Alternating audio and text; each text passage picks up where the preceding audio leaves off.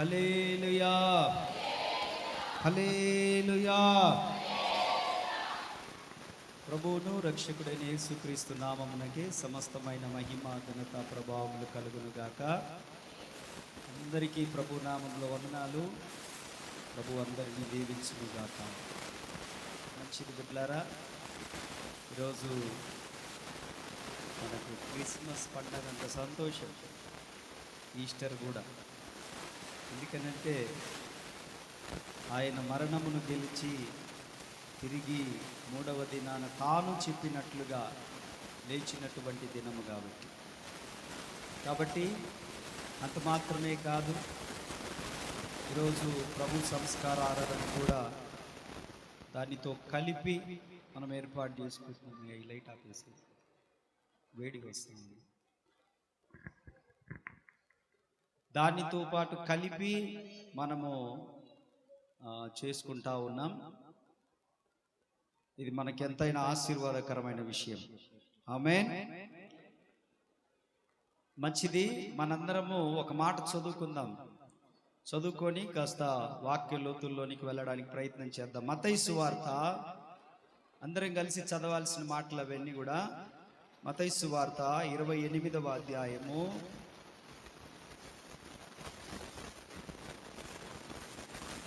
1వ వచనం నుంచి అందరం కలిసి చదువుకుందాం. ఆదివారం తెల్లవారుచుండగా మగ్దలేని మరియను వేరొక మరియ సమాధిని చూడవచ్చింది.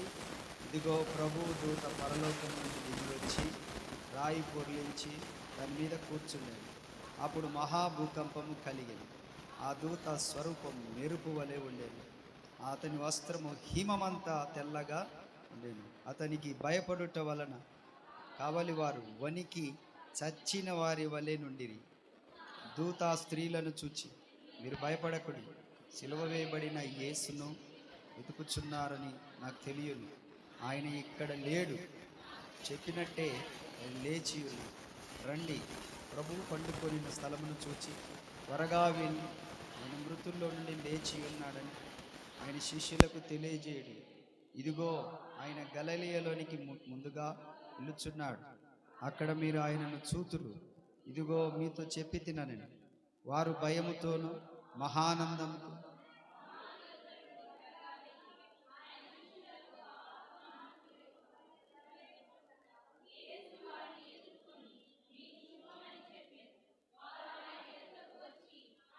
పాదములకు పట్టుకొని ఆయనకు మొక్కగా, యేసు భయపడకుడి, మీరు వెళ్ళి సహోదరులు గలిలయకు వెళ్ళవలనని వారక్కడ నన్ను చూతురని వారికి తెలియదు. హల్లెలూయా. మంచిది.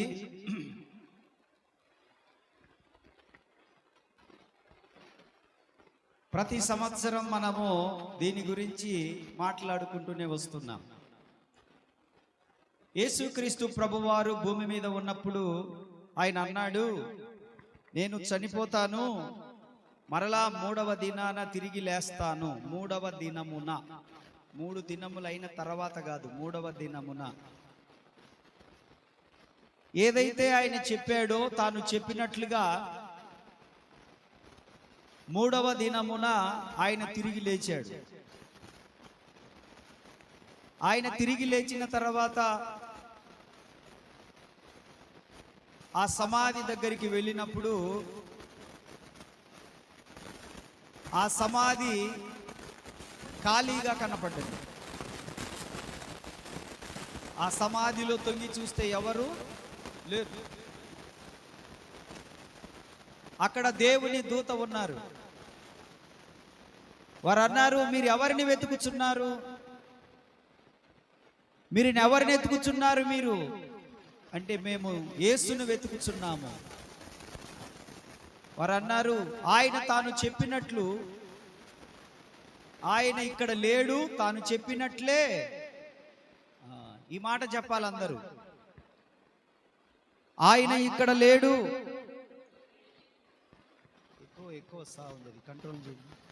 ఆయన ఇక్కడ లేడు, తాను చెప్పినట్టే ఆయన లేచి ఉన్నాడు అని అక్కడ దూత మాట్లాడినట్లుగా మనకు కనపడతా ఉంది. Praise the Lord. ఇప్పుడు యెరూషలేములోనికి వెళ్ళి చూస్తే అక్కడ మనకు ఖాళీ సమాధి కనపడుతుంది. యెరూషలేములో ఖాళీ సమాధి కనపడుతుంది. ఆ ఖాళీ సమాధి దగ్గరికి వెళ్ళి మనము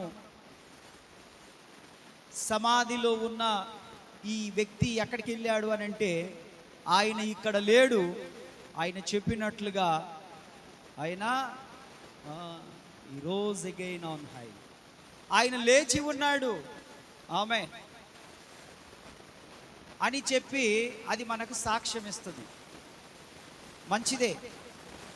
యేసుక్రీస్తు పునరుత్థానం మనకేం మాదిరి చూపిస్తుంది, ఏమి నేర్పిస్తుంది అని అంటే, మనము కూడా మారు మనసు పొంది బాప్తిస్మం పొంది క్రీస్తు యేసునందు విశ్వాసం ఉంచి సంఘ సహవాసానికి అంటుకట్టుకొని ఆత్మ కలిగించు ఐక్యతతో మనము కొనసాగుతూ ప్రతి నెల మనం తీసుకుంటున్నటువంటి బలారాధన తీసుకుంటూ చక్కగా దేవుని భయం కలిగి మనం బ్రతికి ఒక దినాన దేవుని పిలిపొచ్చినప్పుడు మనం చనిపోతే, మనము సమాధి చేయబడితే, రెండవసారి యేసుక్రీస్తు మధ్యాకాశమునకు వచ్చినప్పుడు మన సమాధులు తెరవబడి మనము కూడా మరణము గెలిచి సజీవులుగా లేచి యేసును ఎదుర్కొంటాము అనేటువంటి సత్యాన్ని బైబిల్ మనకు నేర్పిస్తుంది.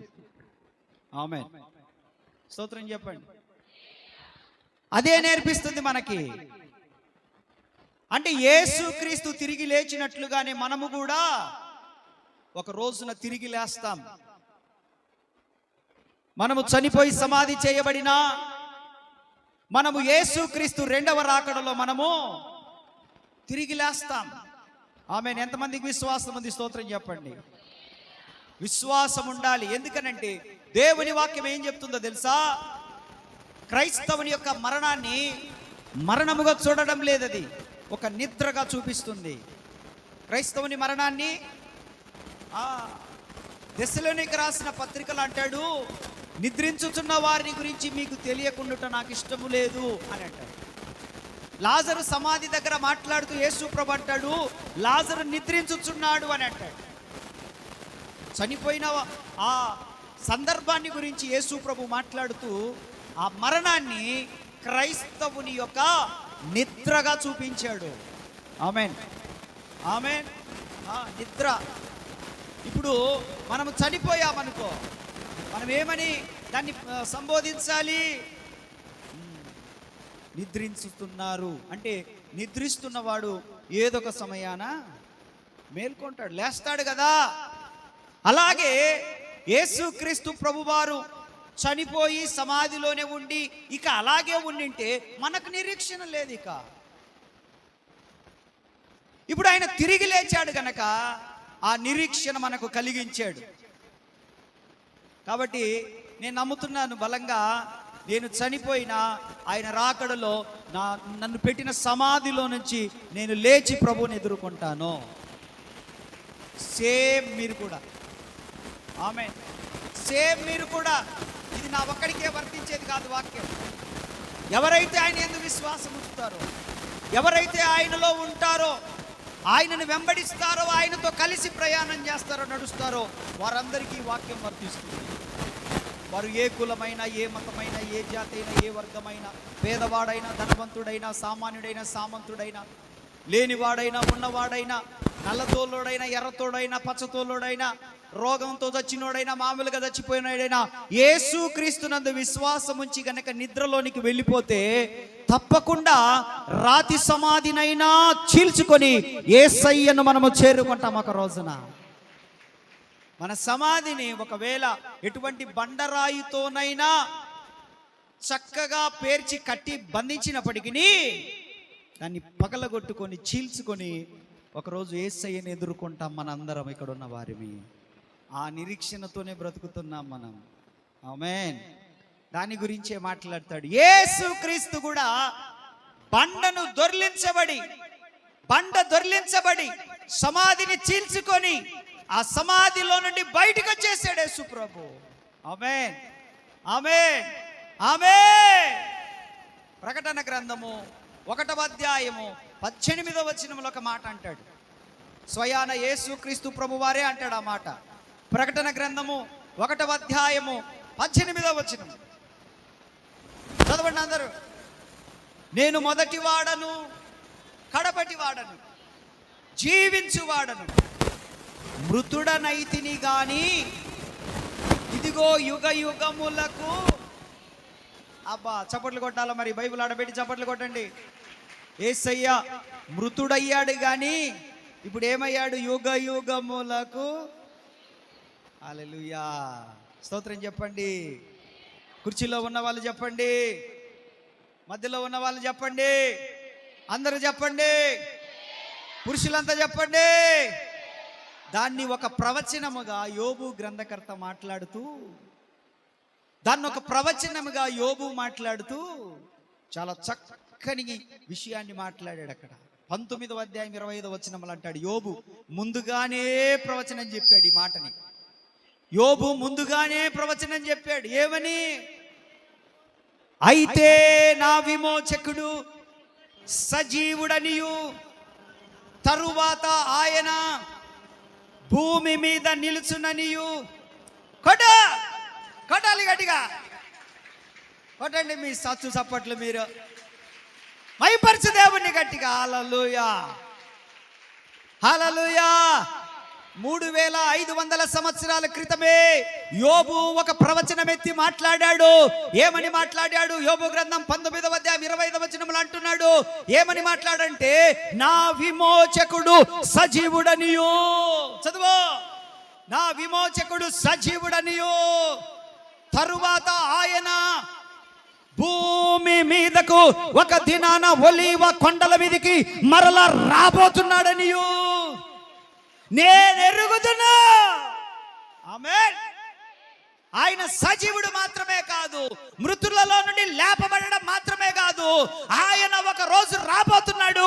యెరూషలేములో ఉన్నటువంటి ఒలీవల కొండ మీదకి అడుగు పెట్టినప్పుడు ఒలీవ కొండ 2గా చీలబడబోతా ఉంది. ఆమేన్, ఆమేన్. 3500 సంవత్సరాల క్రితమే ఒక ప్రొఫెసీ ఆల్రెడీ రివీల్ చేయబడింది. యోబుకు ప్రత్యక్షత కలిగింది. ఒక దర్శనం చూస్తున్నాడు యోబు. అది 2026 సంవత్సరాల క్రితం నెరవేరింది. అది స్తోత్రం చెప్పండి. హల్లెలూయా, హల్లెలూయా. అది 2026 సంవత్సరాల క్రితం నెరవేరింది. 3500 సంవత్సరాల క్రితం ప్రవచనము. ఆమేన్, ఆమేన్, ఆమేన్. కాబట్టి ఇది సామాన్యంగా జరిగింది కాదు. ఇది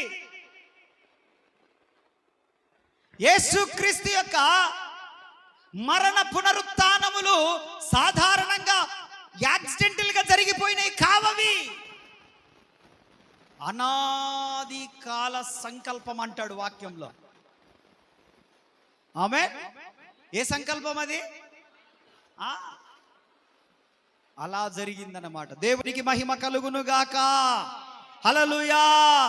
అందుకే దేవుని వాక్యం ఏమంటది? అపోస్తుల కార్యం 2వ అధ్యాయం 24వ వచనములో, అపోస్తుల కార్యం 2వ అధ్యాయం 24వ వచనం. అందరూ చదవండి మాట. మరణం ఆయనను బంధించి ఉంచుట. చదవనా? మరణం ఆయనను బంధించి ఉంచుట అసాధ్యము గనుక దేవుడు మరణ వేదనలను తొలగించి ఆయనను, చెప్పండి ఏమనుంది అక్కడ? బైబిల్ పైకి ఎత్తి పట్టండి, ఎత్తి పట్టండి, బైబిల్ పైకి ఎత్తి పట్టండి, చదవండి ఇప్పుడు ఆ మాట.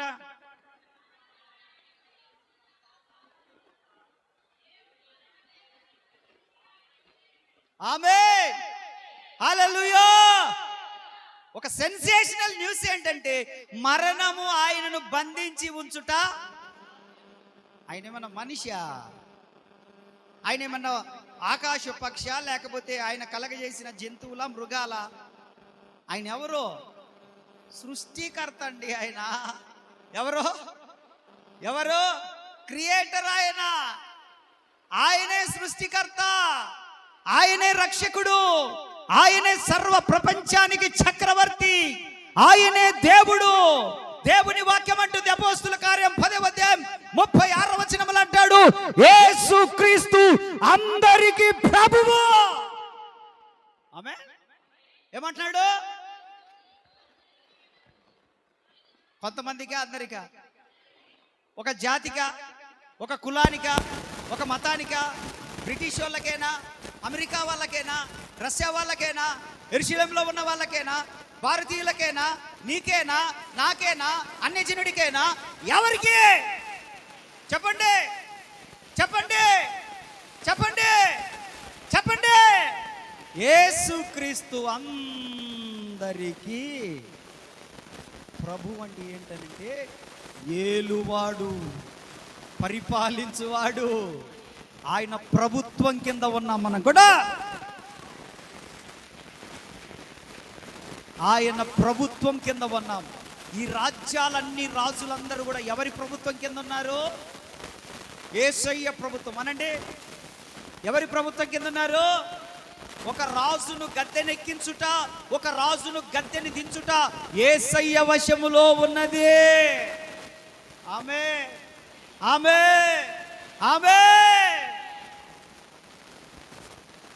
అప్పుడప్పుడు అంటా ఉంటుంటారు, మానవులు, దుర్మార్గులు యేసుని చంపేశారండి అని తాగి తెగ బాధపడిపోతారు.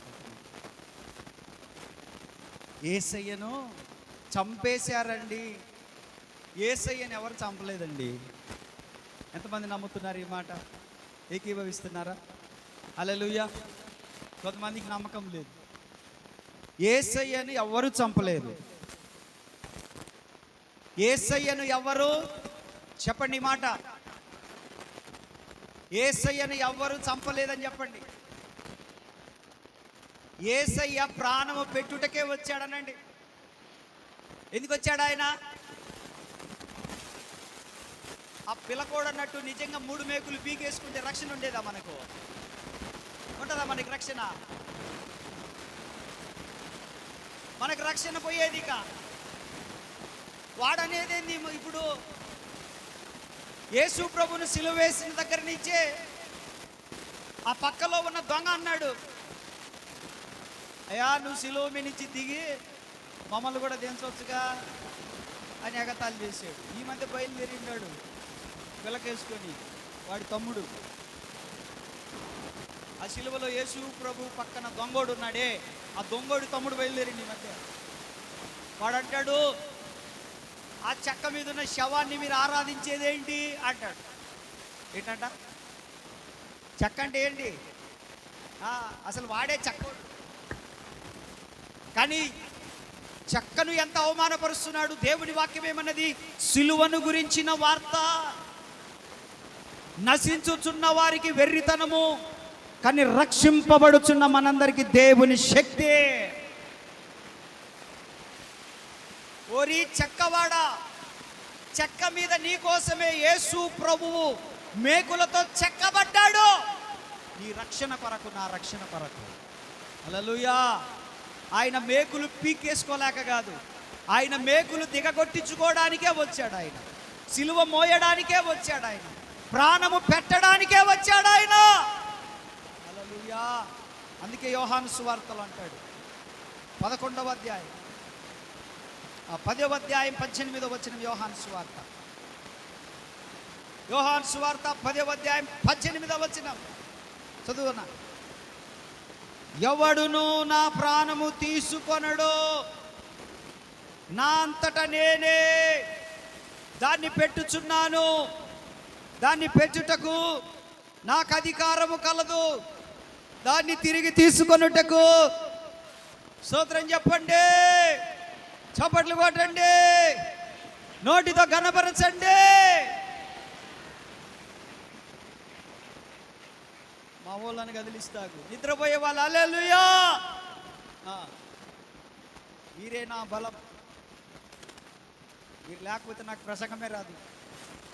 దేవుని వాక్యం అంటుంది బిడ్డలారా, స్వయాన యేసు ప్రభు అంటున్నాడు, రే ఎవడు నా ప్రాణమును తీసుకోలేడు, నేనే దాన్ని పెట్టుచున్నాను, దాన్ని పెట్టుటకు నాకు అధికారం ఉంది, తిరిగి 3వ దినాన లేచుటకు కూడా నాకు అధికారం ఉంది. ఎందుకనంటే నేను రక్షకుడును. ఆమేన్, హల్లెలూయా. ఎవరైనా ఆశామాష మనిషి కాదు, ఆశామాష మనిషి కాదండి. అప్పుడప్పుడు మా అన్న పాట పాడుతూ ఉంటాడు, మా పెద్దోడు పాట పాడుతుంటాడు. పల్లెటూళ్ళ కూటాలకు పోయినప్పుడు ఒక పాటే వస్తుంటాడు. ఎందరో గతించిపోయిరి కానీ, మా ఓడి పాడతానులే, నాకు రాదు. ఇంకా అక్కడి నుంచి జాషువా కవి పద్యం అన్నమాట అది.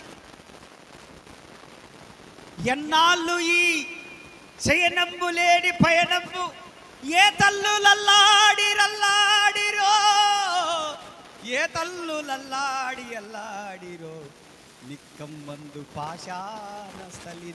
మధ్యలో నాకు మర్చిపోయింది. మా వాడు ఇరగదీస్తా ఉంటాడు, దాని మీద నేను ఆర్మాని వేస్తుంటా.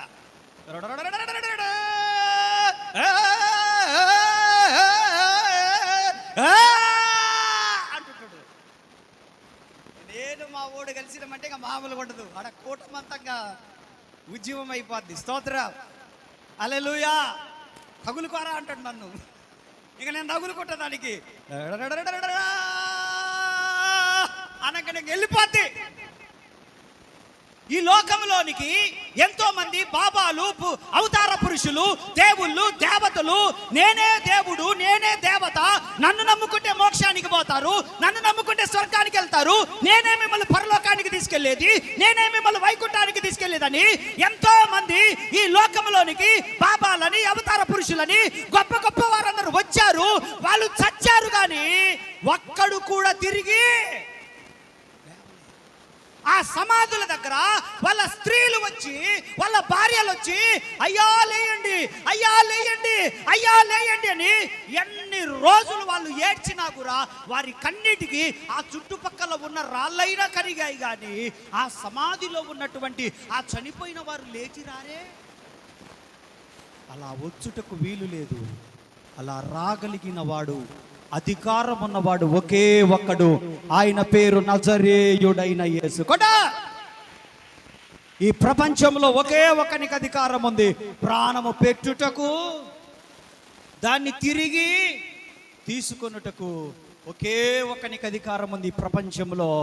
ఆయన పేరు, ఆయన పేరు, ఆయన పేరు, ఆయన పేరు, ఆయన పేరు, ఆయన పేరు నజరేయుడైన.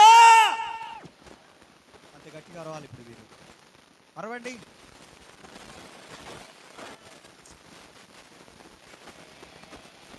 మధ్యలో ఉన్న వాళ్ళు ఇంటికాడ అరుస్తారే, యాదమ్మా అంటారే, అటనాల. ఇప్పుడు నజరేయుడైన యేసు. మీ అమ్మ మీద అరిసేటప్పుడు ఎట్ట అరుతూ ఊహించుకో. ఆమె ఇప్పుడే అంట్లు దోమమన్నది, నువ్వు అప్పుడే లేచి వచ్చినావు, నువ్వు లేయడమే 7 అయింది, పాసి ముఖం వేసుకొని జొల్లంతా దుడుచుకుంటూ వచ్చినావు అప్పుడే. మీ అమ్మాయి వెంటనే అంట్లు దోమన్నది, అప్పుడు నువ్వు ఎట్ట కసిరించుకుంటావు ఊహించుకో. ఇంకో చెప్పండి అందరూ, ఎవరాయనా? అద్దే అద్దే, కమాన్ లౌడ్లీ, గట్టిగా చెప్పండి, చెప్పండి. ఎవరాయనా? పునరుత్థానుడు ఎవరు? మరణాన్ని జయించింది ఎవరు? మల్లేశ్వర్ అక్కడ నేను చూస్తున్నాను, అసలు అనలే, నేను స్కాన్ చేస్తుంటా, నాది పెద్ద స్కాను, నాది అల్ట్రాసౌండ్ కాదు, నాది సిటీ స్కాన్. ఎవరెవరు నోరు మెదుగుతుర్రా మెదపలేదా, వాళ్ళు ఏ ఊరోళ్ళ నాకు అంతా తెలిసిపోతుంది. ఇప్పుడు అనండి, నువ్వు ఇక ఆ మనలే ఎందుకంటే నువ్వు చెప్పండి. హల్లెలూయా, హల్లెలూయా. స్వయాన యేసు ప్రభు అంటున్నాడు, ప్రాణము పెట్టుటకు తిరిగి దాన్ని తీసుకొనుటకు నాకు అధికారం ఉంది. అందుకే దాన్ని ఎత్తి రాస్తాడు. దాన్ని ఎత్తి రాస్తూ ఈ సత్యం తెలిసి ఎత్తి రాస్తూ అపోస్తల కార్యములు ఇందాక చదువుకున్నాం కదా 2:24లో మరణము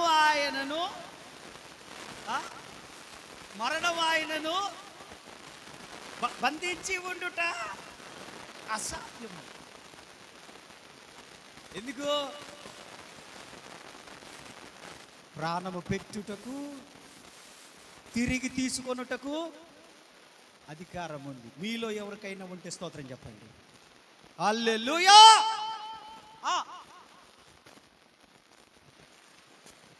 ఏంటి మీకు అర్థం అవట్లేదా వాక్యము?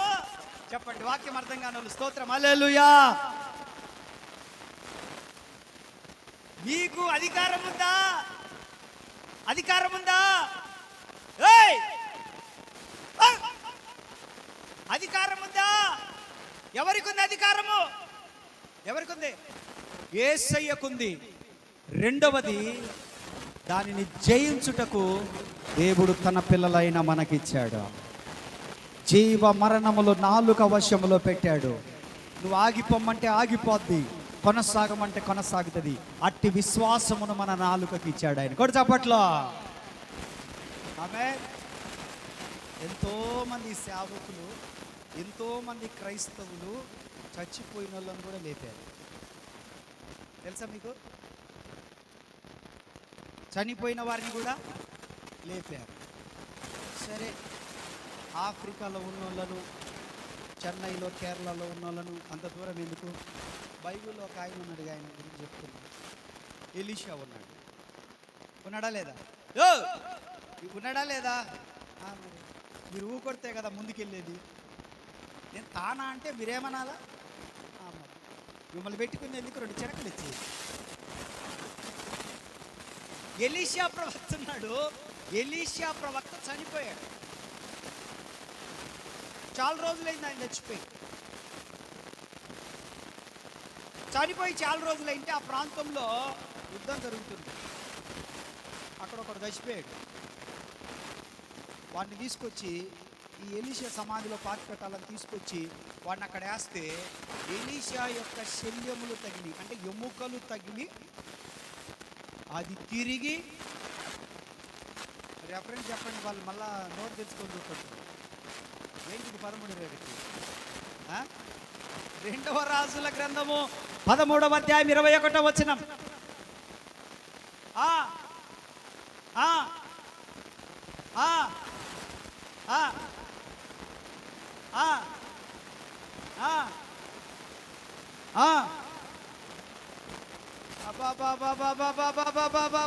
స్తోత్రం చెప్పండి. హల్లెలూయా, హల్లెలూయా. చంపడమే కానీ బతికించడం తెలుసా? మాటలతో చంపుతాం, చేతలతో చంపుతాం, ఇంకా కళ్ళతో చంపుతాం, ఇంకా ఎటనైనా చంపుతాం మనం. కానీ ఆయన భక్తులు బాగా కనెక్ట్ అయిపోయారు, నవ్వుతుర్రీలు. ఆయన భక్తులు బతికిస్తారు, మనము బతికించే వాళ్ళం. మనం ఎవరిని? అమ్మ మీరు బతికిస్తారా సావు నవ్వుతారా చెప్పండి. ఎందుకమ్మా నాకు ఊరిని కూర్చుండ్రు, గొడవలు ఉన్నాయి మనకు. బాయ్ చూడు, ఇటు చూసి అంటారు నాయన వాక్యం. ఎప్పుడు నేల నేల నేల నేల. మనం ఎలా ఉండాలి? బ్రతికించేవారిగా ఉందుముగాక. బ్రతికించేవాడు క్రైస్తవుడు. ఇంకంతే. ఇంకా తర్వాత చంపేవాళ్ళు ఎవరో నాకు సంబంధం లేదు. కానీ బ్రతికించేవాడు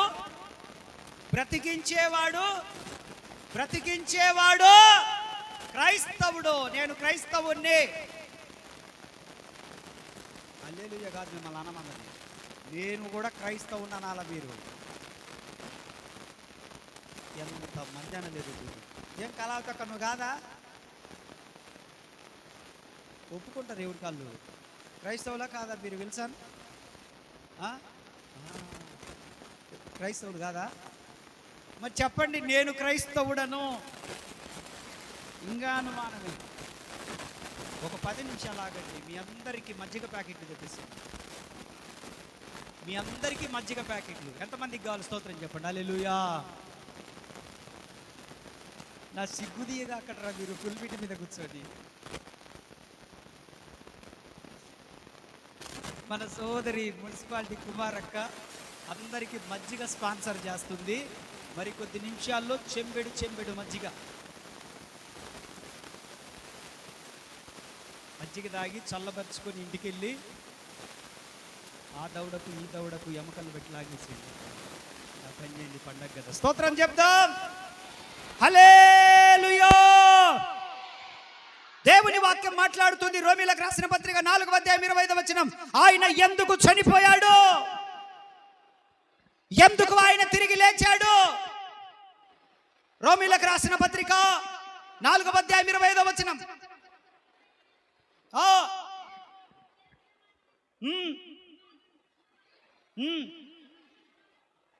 ఆయన మన అపరాధముల నిమిత్తమై అప్పగింపబడి మనము నీతిమంతులుగా తీర్చబడుటకు కదా. అది హల్లెలూయా. చెప్పు కొట్టు, చప్పట్లు కొట్టు.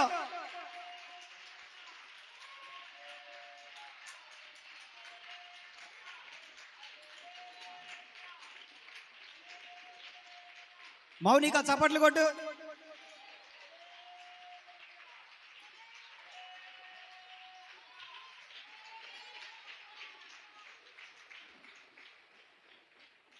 మీ ఆయన ఇంత ఉజ్జీవంగా చప్పట్లు కొడుతుంటే నువ్వు ఆడ ఆయనకి తమాషా. స్తోత్రం.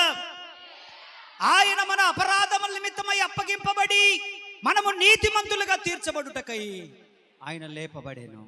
ఆయన లేపబడకపోయింటే మనకి ఈ విశ్వాసం అక్కర్లేదు, ఈ భక్తి అక్కర్లేదు, ఈ జీవితం అక్కర్లేదు, ఈ సేవ అక్కర్లేదు. ఆయన లేపబడ్డాడు కనుక ఈ ప్రపంచం ఆయన వైపు చూస్తా ఉంది. ఆయన లేపబడ్డాడు కనుక రేపు 2వ రాకడలో ఆయన బిడ్డలైన వారందరూ లేపబడతారు. ఆమేన్, ఆమేన్. నువ్వు లేపబడబోతా ఉన్నావు, నువ్వు లేపబడబోతా ఉన్నావు, నీవు లేపబడబోతా ఉన్నావు. ఎప్పుడు అనంటే 2వ రాకడలో. ఎప్పుడు? 2వ రాకడలో. మనము ఐరన్ అనండి. ఐరన్ అంటే ఇనుము. మనము యేసు ప్రభు అయస్కాంతం. చెప్పండి, యేసు ప్రభు ఎవరు? యేసు ప్రభు ఎవరు? అయస్కాంతం. యేసు ప్రభు అయస్కాంతము. మనము నువ్వు మట్టా ఇనుమా? మట్టా ఇనుమా? ఇటు అనుకో ఒకసారి. మట్టి వస్తుంది, ఇనుము వస్తుందా? నాకు మట్టి వచ్చింది. ఏందో మీకేమన్నా బంగారం పొడి వస్తుందా? బంగారు పొడి ఏం రావట్లే. Amen. We are all miry clay.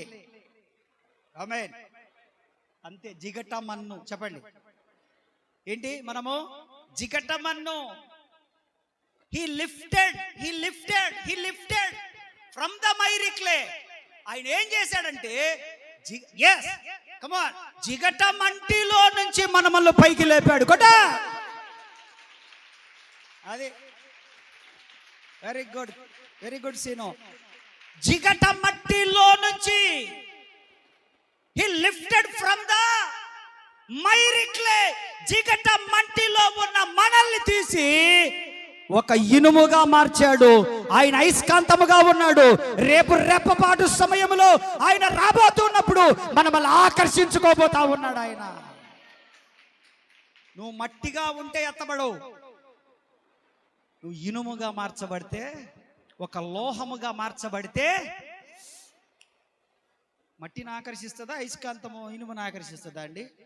Hello చెప్పండి, పర్వతక చెప్పు. ఏం ఆకర్షిస్తుంది? ఇనుమును. నువ్వు ఎలా మారిపోవాలి? ఎలా మారిపోవాలి? జాన్సన్ ఎలా మారిపోవాలి? Totally we have to change. అలాగైతేనే రేపు రెప్పపాటు సమయంలో వచ్చినప్పుడు మనం ఎత్తబడే ఛాన్సెస్ ఉన్నాయి. అందుకే దేవుని వాక్యం అంటుంది, మీరు ఆయన లేపబడడం ద్వారా ఏమయ్యారనంటే నీతిమంతులుగా తీర్చబడ్డారు. నా క్రియల వల్ల నేను నీతిమంతుని కాలేనండి.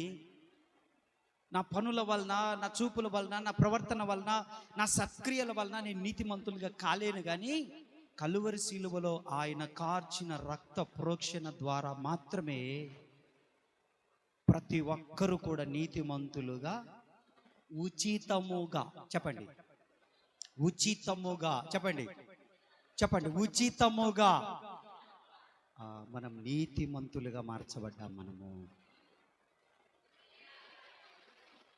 రియాక్ట్ అవ్వాలి. ఇప్పుడు మనం ఎవరు? ఇప్పుడు yes we are all righteous, మనం నీతిమంతులము by the blood of God, by the blood of Jesus. ఎలా నీతిమంతులమయ్యాము? yes, ఎలా నీతిమంతులమయ్యాము? రాజేష్, ఎలా నీతిమంతులమయ్యాము?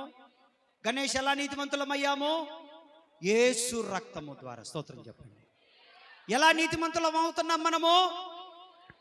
మనము నీతిమంతుల లెక్కలో ఉన్నాం గనక మరలా దుర్నీతి అనే పాపం వైపు మరలా వెళ్ళకూడదు. మనము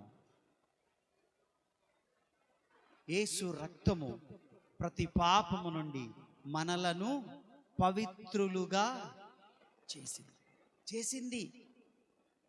నాట్ ఓన్లీ చేయును వేరు, ఆల్రెడీ డన్. ఆయన చేసేసాడు మనల్ని. ఎప్పుడనంటే ఆయన యేసు క్రీస్తు రక్షకుడని ఒప్పుకున్నప్పుడే నోటితో. ఆమె అందుకే అంటున్నాడు అక్కడ, మనము నీతిమంతులుగా తీర్చబడుటకై లేపబడేను. ఆయన లేపబడ్డం ద్వారా మనం ఏమైపోయాం? అబ్బా, బతికిపోయినాం మనం. ఆయన లేపబడకపోతే మనకి ఇది దక్కేది కాదు. మనందరం మామూలు వాళ్ళమే. అందుకే దేవుని వాక్యం స్పష్టం చేసింది. ఒకటే ఒక మాట నేను చదివి ముగిస్తాను. యోహాను సువార్త 11వ అధ్యాయం 25వ వచనం. John chapter 11 verse 25. అందుకు యేసు, పునరుత్థానమును జీవమును నేనే, నా యందు విశ్వాసముంచువాడు. ఎంతమంది నమ్ముతున్నారు ఇది? చెప్పండి, పర్లేదు. చనిపోయినా యేసయ్య లేపుతాడని ఎంతమంది నమ్ముతున్నారు?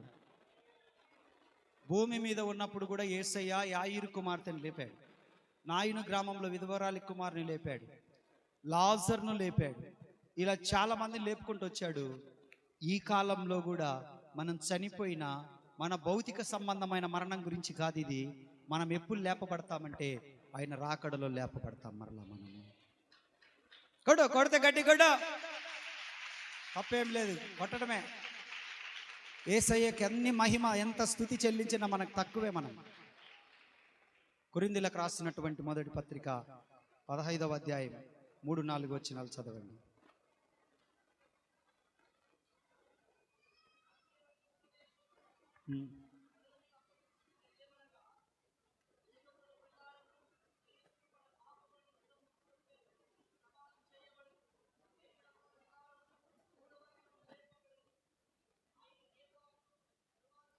దేవుని వాక్యం ఇలాగంటుంది, లేఖనముల ప్రకారము ఆయన సమాధి చేయబడ్డాడు, లేఖనముల ప్రకారమే చనిపోయాడు, లేఖనముల ప్రకారమే 3వ దినమున లేపబడ్డాడు. ఇది అప్పటికప్పుడు జరిగిందా? ముందుగానే చెప్పబడ్డింది కాబట్టి జరిగిందా? అది ఎవరు చెప్పగలరండి? నీ మరణాన్ని చెప్పగలవా? ఎప్పుడో చెప్పగలవా? నువ్వు ఎప్పుడు పుట్టావో చెప్పగలవు.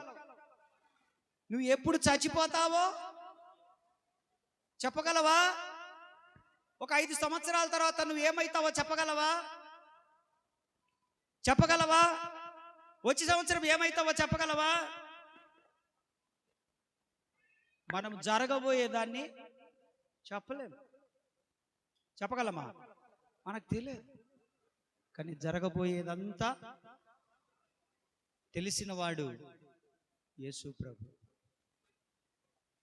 ఈ ప్రపంచానికి ఏం జరుగుతుందో మొత్తం ముందే చెప్పేశాడు. ఇప్పుడు కొత్తగా చెప్పడానికి ఏం లేదు ప్రభు. ఈ బైబిల్ చదివితే 1కి 4 సార్లు ఇప్పుడు యుద్ధాలు ఎందుకు జరుగుతున్నాయో కూడా చెప్పేస్తుంది. మీరు రోడ్ల పక్కన పోయి ఆ మురికి కాలువల పక్కన కుంకుమ బొట్లు పెట్టుకొని సొక్కా పంచ కట్టుకున్నాడు, జరిగింది చెబుతా, జరగబోయేది చెబుతా, శిలక పలకవే పలుకనంటే మీ చెయ్యి ఇచ్చి మీ జాతకం అంతా చెప్పించుకోవడానికి పోతారు మీరు. ఇండ్లం బట్టి బుడబుడక్కలోడు వస్తుంటాడు, అప్పుడప్పుడు దుడుకు దుడుకు డుడు డుడుకు డుడుకు అని కొట్టుకుంటారు. అమ్మా నీ మనసులో ఒకటి అనుకుంటున్నావు అంటే, అమ్మో నా మనసులో దీనికట్ట తెలిసింది అని కనెక్ట్ అయిపోతావు. అమ్మా నేను చెప్పాలంటే నువ్వు నల్ల కోడి పెట్టను, నా దగ్గర లేదయ్యో నల్ల కోడి పెట్టలేకపోయినా ఒక 5,000 ఇయ్యమ్మా, 5,000 లేవు 350 దాచుకున్న అయ్యెత్తా అని కనెక్ట్ అయిపోతారు. వాడికి ఏం తెలుసు భవిష్యత్తు? వాడికి తెలుసా? వాడు అంటాడు అమ్మా ఇదిగో ఇదిగో ఇటు నుంచి వస్తుంది నీకు, ఇటు ఇటు ఏటో చెప్పడాడు. ఇది చూపించి ఇదిగో ధనరేఖ. ఏం రేఖ? ఇక ఈ అమ్మాయి అంత సంతోషపడిపోద్దాం. మళ్ళా రోజు పనికే పోవాలి, ఉదయం 6 గంటలకే మళ్ళీ ఎక్కాల తినక, మళ్ళీ సాయంత్రం 6 గంటలకు ఇంటికి. మళ్ళీ ఇప్పుడు వీడు చెప్పంగానే అమ్మా విద్యారేఖ ఉంది, ఆమె ఎట్ట చదువుకుంటుంది? విద్యారేఖ. ఇంకా పెండ్లి రేఖ. ఏ రేఖ? ఓ రేఖమ్మా చెప్పు, ఏ రేఖ? పెండ్లి రేఖ. అన్నా నేను అడుగుతాను, చదువుకోకపోతే ఉద్యోగం వస్తుందా అన్న? చదువుకోకపోతే జ్ఞానం వస్తుందా?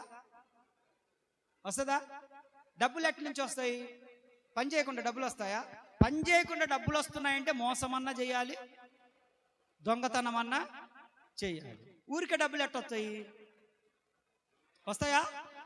చెప్పండి ఎవరైనా చేతులు ఎత్తాయా? నాకు ఊరికనే వస్తాయా అని. ఊరికి రావు, కష్టపడాలి, చెమటోర్చాలి, ఎంత చెయ్యాలి. భవిష్యత్తు గురించి భూమి మీద ఉన్నటువంటి బాబాలకు తెలియదు, అఘోరాలకు తెలియదు. మధ్యప్రదేశ్ వెళ్ళి నేను అటు సైడ్ జబల్పూర్కి వెళ్ళి దిగంబర బాబాలు ఉన్నారు, దిగంబర స్వాములకు తెలియదు. హిమాలయ పర్వతాలలో కూర్చున్నటువంటి ఆ ఋషులకు కూడా తెలియదు. ఈ ప్రపంచంలో భవిష్యత్తు గురించి చెప్పగలిగినోడు మీ నోట్లోంచి వినాలనుకుంటున్నా. మీ ఇంట్లో ఎవరన్నా ఉండరా? హాయా? ఎవరు చెప్పగలరు? ఎస్తేరాకు ఎవరు చెప్పగలరు? చెప్పాలి. ఎవరు చెప్పగలరు? ఎవరు చెప్పగలరు? మన భవిష్యత్తు ఏందో తెలుసుకోవాలంటే ఇది చదువు. నీ భవిష్యత్తు ఏందో తెలుసుకోవాలంటే ఇది చదువు. ఎందుకో తెలుసా? ఆయన అన్నిటినీ జయించినవాడు, ఓన్లీ మరణమునే కాదు. అందుకే యేసుప్రభు అంటాడు, మరణమా నీ ముల్లెక్కడా, మరణమా నీ విజయం ఎక్కడా అని మరణానికి సవాలు విసిరిన ఒకే ఒక్క దేవుడు మన దేవుడు, నా దేవుడు. కమాన్. మీకు కాదా? ఏమన్నా పటాలు దాపెట్టొచ్చిర్రా ఇంట్లో? పటాలు ఏమన్నా దాపెట్టొచ్చిర్రా ఇంట్లో? బయటికైతే మెడలేస్తే చూస్తామని తొడలకు కట్టుకుంటారు ఈ మధ్య. జాగ్రత్త, నాకు తెలియదు అనుకుంటుంటారు. తొడలకు గాక రమేష్ అన్న లోపల కట్టుకుంటుంటారు. నేను ప్రార్థన చేసినప్పుడు ఇట్లా పట్టుకున్నప్పుడు ఈడ తగిలితే ఏంటన్నా ఇదేనంటే, అన్న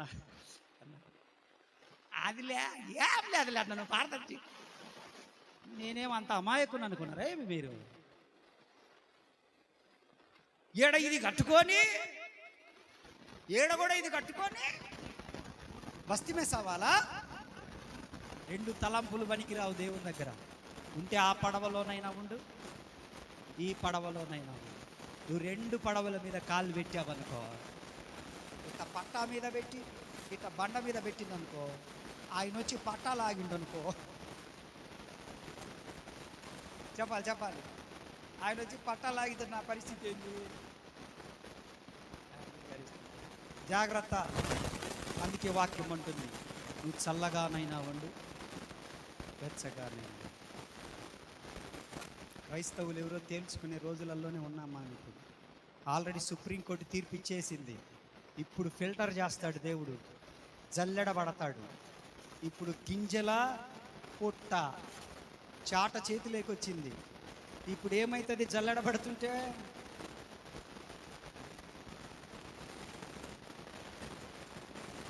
తూరుపార పట్టలేదా మీరు? ఎప్పుడు పట్టలేదా మీరు తూరుపార? అప్పుడు ఏమవుతాయి? గింజలన్నీ పొట్టంతా మీరేదో డిసైడ్ చేసుకోండి. ఒకటి నీకు అభయమిస్తున్న ప్రభు పక్షాన, ఆయన సమాధి చేయబడి తిరిగి 3వ దినాన లేచి సజీవునిగా మనకు కనపడినట్లుగానే మనము చనిపోయినా కూడా ఈ విశ్వాసం ఇంతటితో పాతి పెట్టబడదు. మన విశ్వాసం బ్రతికే ఉంటుంది, మన ప్రార్థన బ్రతికే ఉంటుంది. రెప్పపాటు సమయంలో యేసు ప్రభు మధ్యాకాశమునకు వచ్చినప్పుడు మనందరము సమాధుల్లో నుంచి లేపబడి సజీవులుగా యేసు క్రీస్తుని చేరుకుంటాం మనందరం. ఆమేన్, ఆమేన్. దేవునికి మహిమ కలుగును గాక.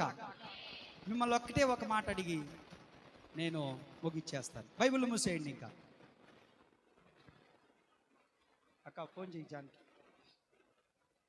ఒకటే ఒక మాట అడుగుతాను. అయ్యా మీరు ఇద్దరు ఆగండి, చూడండి నా వైపు. వాక్యం అయిపోయింది. యేసుక్రీస్తు సమాధి నుండి తిరిగి లేచిన వెంటనే మొట్టమొదటిగా ఎవరికి కనపడ్డాడు? 5 మరియలు ఉన్నారు బైబిల్లో.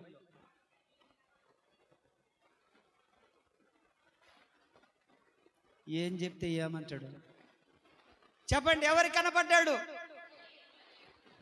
మగ్దలేని మరియా ఒకటోసారి. కంప్యూటర్ గారు ఫిక్స్ చేయండి. రెండోసారి చెప్పండి, ఎవరికి కనపడ్డాడు మొట్టమొదటిగా? మూడవసారి మీకు ₹1,00,00,000 వచ్చినాయి. మీకు కోన్ బనేగా కరోడ్పతి. మొట్టమొదటిగా యేసు ప్రభు ఒక భయంకరమైన పాపిష్టురాలై తన కళ్ళ నీళ్లతో యేసు ప్రభు యొక్క పాదాలు కడిగిన ఒక తల్లికి కనపడ్డాడు ఆయన.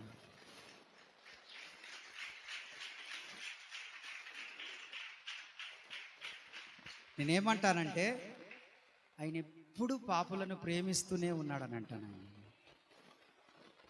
మనం కూడా పాపంలో ఉన్నాము, ప్రేమించాడు, నీతిమంతులుగా మార్చుకున్నాడు మనం. కనుక ప్రతిరోజు ఇదే హృదయ శుద్ధిని కలిగి మనం ప్రభువుని ఎదుర్కొందాం. దేవుడి మాటలు దీవించును గాక. బల్లలో పాలు పొందాలనుకున్న వారు లేచి నిలబడండి.